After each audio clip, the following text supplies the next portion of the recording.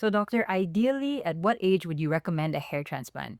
But there's no strict minimum age on actually when you're supposed to do a hair transplant for a patient. There are a series of clinical reasoning steps we will follow before recommending such an invasive procedure to anyone. Now, you have to understand that this takes into consideration their family history of balding, and if we are likely to think that this patient would undergo further progressive hair loss over the next 10 years, for example, even with medication on board to stabilize the progression, then we would say to delay the hair transplant for maybe a couple of years until we can watch that the area is quite stable, and then possibly consider the option of a surgical intervention. This all sounds really complicated, but what you should do if you think that your hairline is receding or you're starting to show up with crown thinning is to speak to a licensed medical professional who has lots of experience in dealing with hair loss patients.